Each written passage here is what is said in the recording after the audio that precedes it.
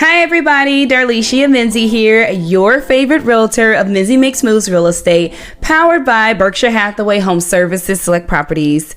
Woo, child. Listen, we are back with another episode of Real Estate Tidbits, where we talk about the Ohhhhs and Whoooooooas of real estate. Questions are welcome. Conversation is expected. Let's go. Okay, so in today's episode, we're going to be talking about rates and move-in dates. I tried to figure out a way to make that rhyme, so that's how we got to this topic. But more than anything, I needed you to know what rates are doing right now.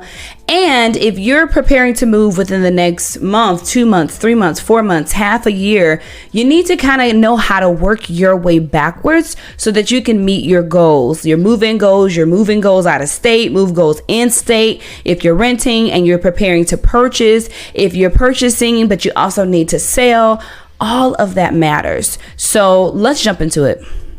As of this week, I am told by our in-house lenders that rates have gone up. And they have been steadily going up over the last few months. And right now we are sitting in the low 8s. I'm looking at a 30-year fixed mortgage at an 8.10 as of October 30th, 2023. At 15-year, I'm looking at a 7.28%. At a 30-year FHA, I'm looking at an 8.02%.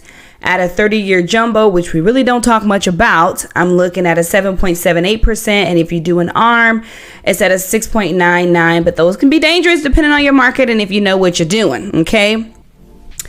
Every loan product is different for each person given the situation that you're in. This is why I always encourage any buyer that I'm working with to go ahead and have that conversation with the loan officer, whether it's someone that I recommend to you or someone that you come to me with. You need to know the health of your financial situation. You need to know where you're positioned and if now is a good time for you to purchase.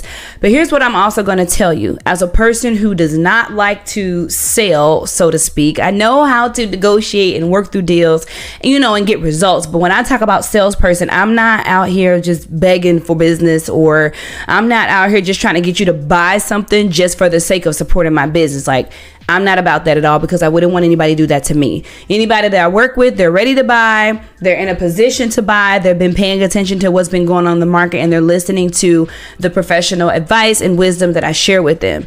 And so I always encourage my buyers to have a one-on-one conversation with their lenders so that they know the health of their finances in today's market right now.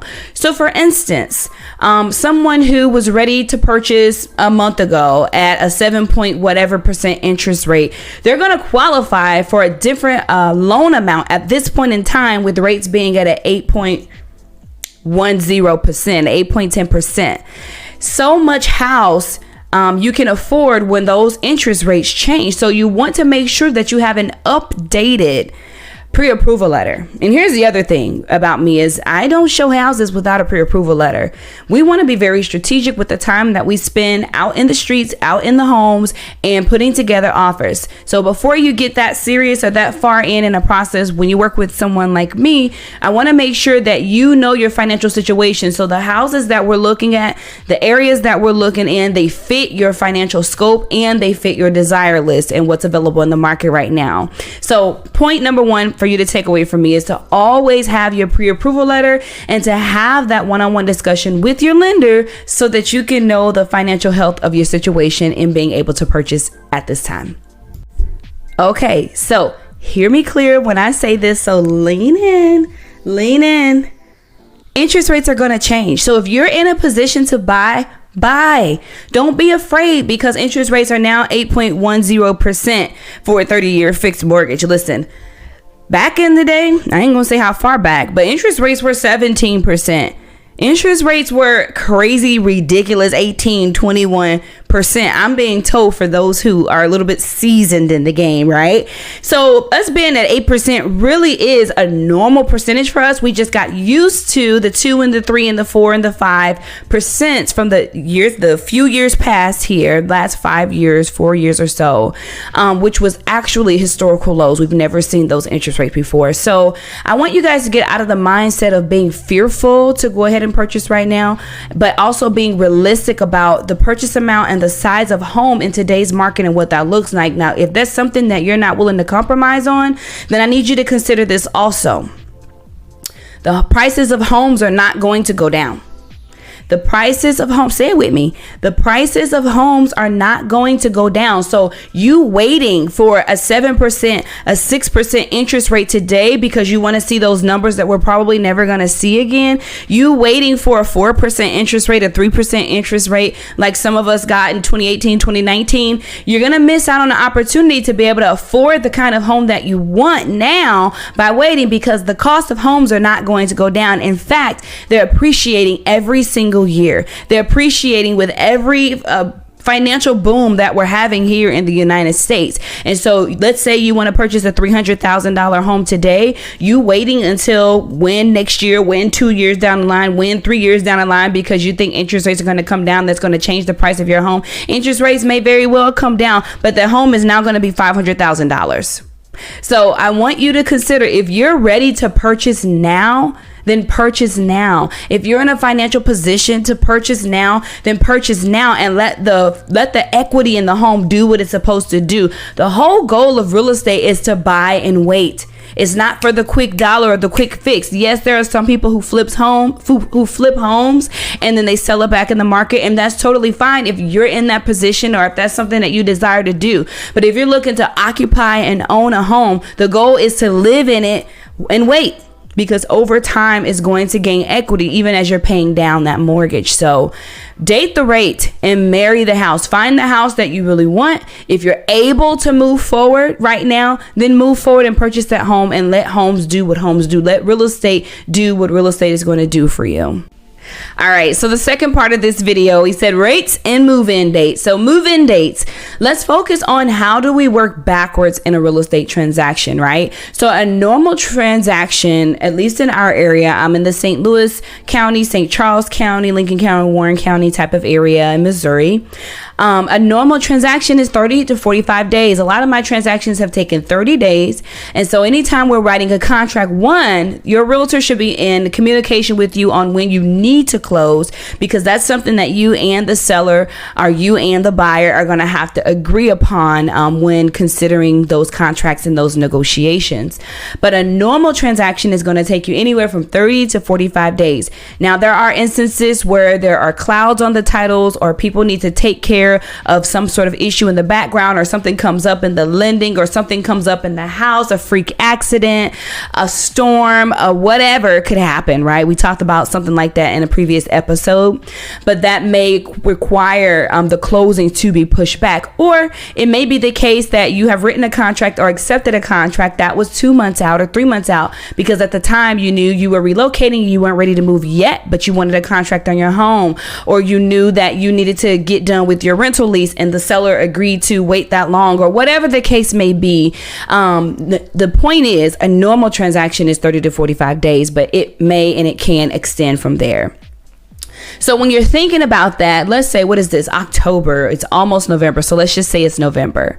If you need to be out of your apartment or your home or wherever you are by end of December, you need to be started now. You need to be finding the home and getting accepted now, because then you have to count the number of days backwards. Now, we also count in holidays a lot of time, because our MLS may be closed, our offices may be closed during certain holidays. The title company, lenders may be shut down specifically during this time of year. So it's going to be crucial. It's going to be super important for you to know when your move-in date is, so that you can work your way backwards, which may light a fire under you if you've been kind of lagging and dragging on, thinking that, oh, I have time before the end of the year.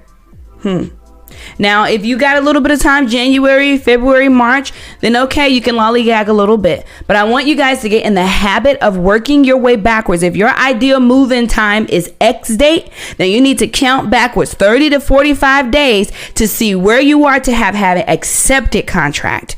Now, what does that mean? You still have to get an acceptance on your contract to start your timeline.